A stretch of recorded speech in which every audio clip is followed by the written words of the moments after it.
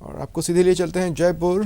विदेश मंत्री सुषमा स्वराज जयपुर में मौजूद हैं। एक सब्जी वाला भी फोन रखता, एक सफाई वाला भी फोन रखता, लेकिन 2 फैक्ट्रियां थी देश में मोबाइल बनाने की, 2 2014 से पहले, और आज 127 फैक्ट्रियां मोबाइल फोन बना रही थी। तभी तो सस्ता मिल रहा है।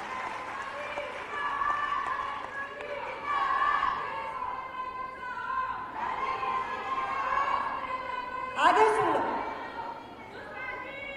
मेरा अपना विभाग, एक आंकड़ा मैंने विदेश से लाने वाले भारतीयों का रखा, पासपोर्ट।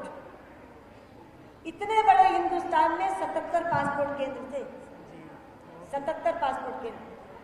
आज देश में 505 पासपोर्ट केंद्र हैं, 428 पासपोर्ट केंद्र हमने 5 वर्ष में खोले। और अपने यहाँ का आंकड़ा देखो, पूरे राजस्थान में 3 पासपोर्ट केंद्र थे, 3। इतने बड़े राजस्थान में आज 28 पासपोर्ट केंद्र राजस्थान में है। 25 पासपोर्ट केंद्र हमने 5 वर्ष में खोले।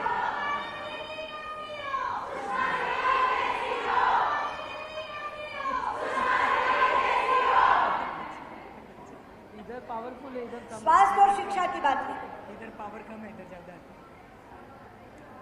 जहां तक स्वास्थ्य का सवाल है, कोई सोच सकता है अटल जी के पहले केवल एक एम्स था।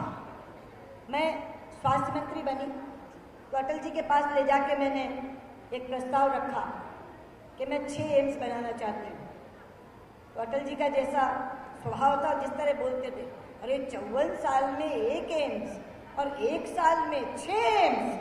तो मैंने कहा यही तो अटल जी का करिश्मा है कि 1 साल में 6 एम्स। 11वीं पंचवर्षीय योजना बन चुकी थी, लेकिन उन्होंने कहा, हमारे जो उस समय के योजना आयोग, उस समय कहते थे, अब नीति आयोग बन गया, उसके अध्यक्ष ने कहा कि योजना बन चुकी है।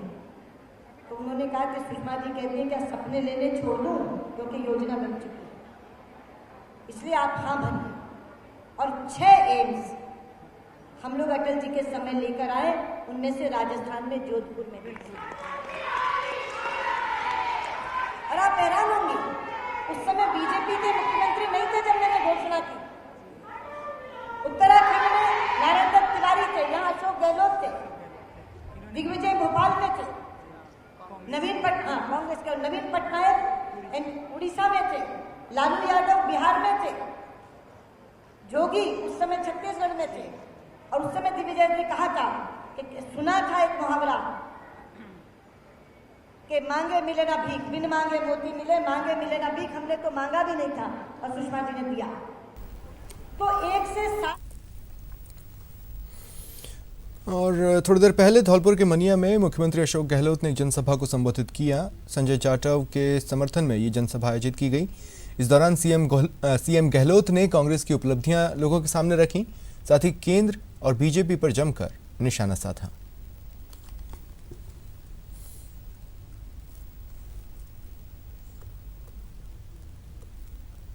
कि पहली बार धौलपुर के क्षेत्र का एक नौजवान को कांग्रेस ने लोकसभा का उम्मीदवार बनाया है। चुनाव पहले कई बार हुए हैं, इन सब एमएलए की मांग थी, तीनों की, इस बार धौलपुर का नंबर आना चाहिए। तो मुझे खुशी है कि धौलपुर का नंबर आया है। अब धौलपुर वालों से मैं अपील करना चाहूँगा कि कोई कमी नहीं रखें, एक एक वोट कीमती होता है, भारी बहुमत इनको कामयाब करें, ये अपील करने के लिए हाजिर हुए हैं। इनको आप चुनाव जिताओगे, संजय जाटव चुनाव के बाद में ही आपके बीच में आता जाता रहेगा, आपके सुख दुख का साथी बनेगा। और जो समस्याएं अभी रोहित बोरा जी बता रहे थे, मलिंगा जी बता रहे थे, जो भी इस संसदीय क्षेत्र की समस्याएं होगी, आप निश्चिंत रहें। मेरी तरफ से भी राजस्थान सरकार अभी 3 महीने पहले ही बनी है। रोहित बोरा को आपने कामयाब किया है, कड़ी से कड़ी जोड़ोगे आप, यहाँ रोहित बोरा कामयाब हो गए, एमएलए बन गए। संजय जाटव दिल्ली की पंचायत में जाएंगे, लोकसभा के अंदर सरकार आपकी, राजस्थान के अंदर दिल्ली में सरकार हमारी बनेगी। तो कड़ियाँ जुड़ेगी, तो आप निश्चित मान के चलें, जो भी काम आपने कहा है उसमें पूरी तवज्जो दी जाएगी।